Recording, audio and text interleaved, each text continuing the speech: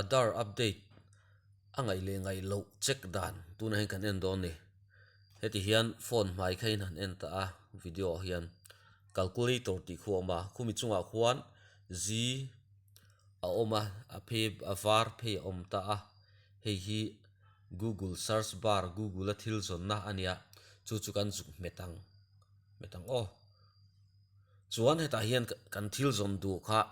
kan chu don ta ni udai tin kan tai pang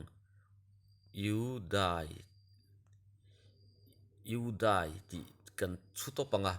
chuan kan chut na hnuai chi ami chung berami hi udai hi kan met le ang aron lang ta a udai ti kha apolina oma anhoi hian my Aadhaar check Aadhaar status get Aadhaar ti vel Aadhaar update service my Aadhaar ti vel om ta ni heng ho zinga chung ber dot tu check Aadhaar status ti hi kan met le ang check Aadhaar status ti kan metani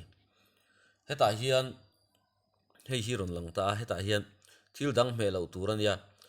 ading lam chung lam ding lam sira experience our mobile app ti bulami x hi me turani chuan kan meta a chuan hei hi kan tuai thla anga mong a hin kan tuai thla don ni hei mong lo thleng ta a among anuai bera tanga apathum na hi kan enanga check Aadhaar validity ti ni ta ni hei hi check Aadhaar validity hi kan met le ang kan met ta a heti hian alo langa achunga hian enter Aadhaar number ti hi kan va metanga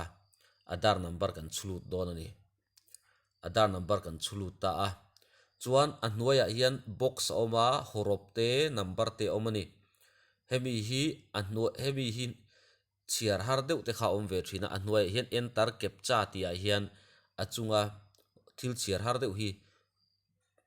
chutlu turania hei chiar har deuh lo omani chuan asirami fei kual pahni ang hi kan metanga hetian lo in thlak mai don ani heti hian 9C79BT ti hian aron in ziakta hei hi kan chiar theilo emo kan rin hlel emo kha om the ni a adik le dik lo ani em ti kha kan hriat don chuan an lam dan kha arin kan ngai thla the chu chu hemi horop in ziak le fei kual pahni in kara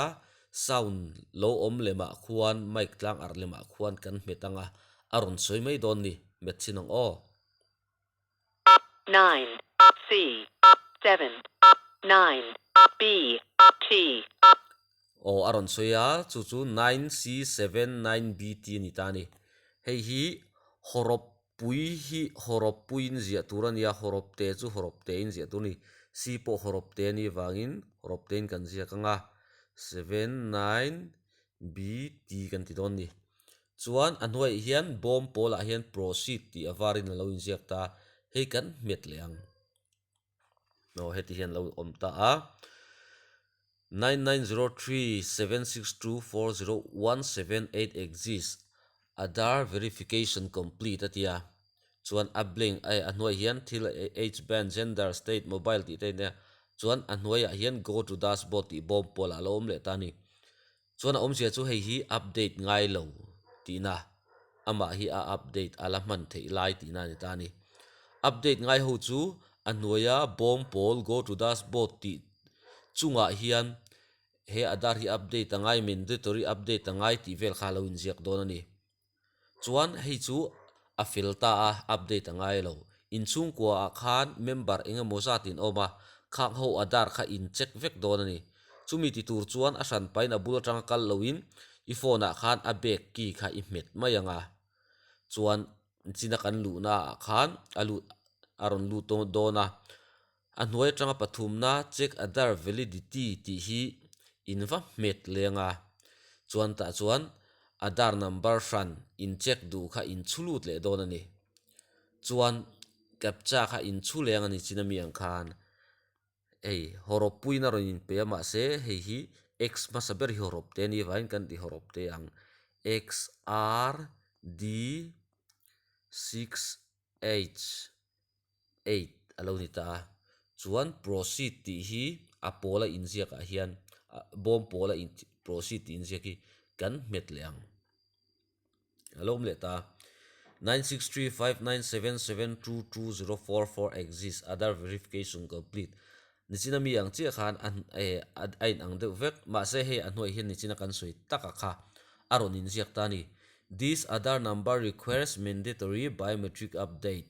Please visit nearby Aadhaar Seva Kendra, Aadhaar Enrollment Update Center. Ti hi lo ziak ta ni om je chu he Aadhaar hi update anga ya chu wang chuan Aadhaar update tu ten hena kalpui ro kal ro tina kha ni maya chu he Aadhaar 963597722044 hi update angai tina kha ani ta ni update tur chuan Aadhaar khoi tu te district tina Aadhaar khoi tu an oba khang mi ten hena khan kal mai tur ani